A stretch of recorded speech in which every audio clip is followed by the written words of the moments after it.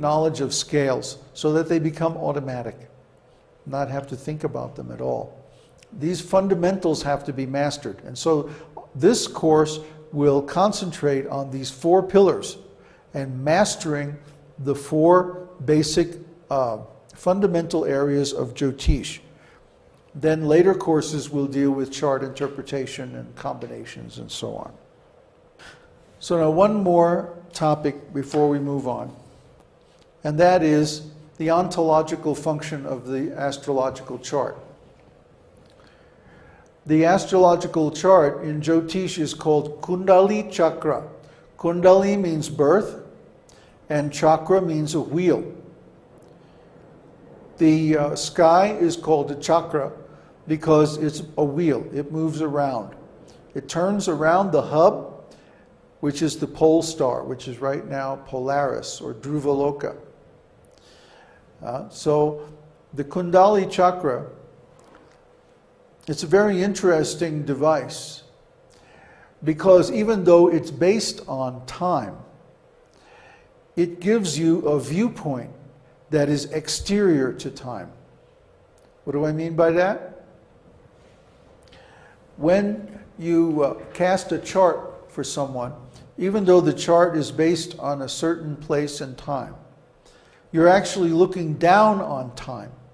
And by manipulating the chart in various ways, you can get a perspective on the different aspects of time. Oh, Kundali means birth. Chakra means wheel. So in other words, by giving a map of time, the Kundali chakra allows us to have a viewpoint that's outside of time. Just like if you look at a map, for example, you may be standing on the ground, but by looking at a map, it gives you an aerial view of the whole city. And that way it's very easy to find your way around, even though from ground level it may look very confusing.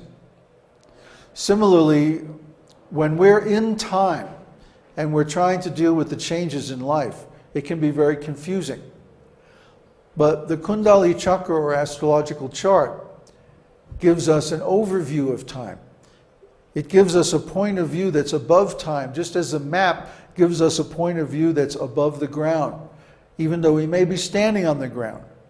So even though we may be stuck in time, stuck in the material energy, the astrological chart gives us a point of view that's outside of that energy.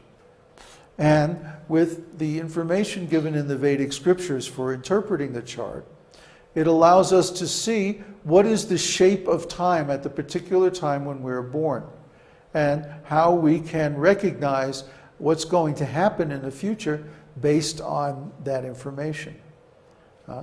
Again, it only gives indications. It only gives influences.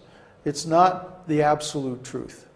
But it gives us an idea of how the trap is configured and how it's sprung, how it works, and how it's catching us. And in that way, we can counteract the influence of the trap and become free from the influence of material life. This is the value of astrology.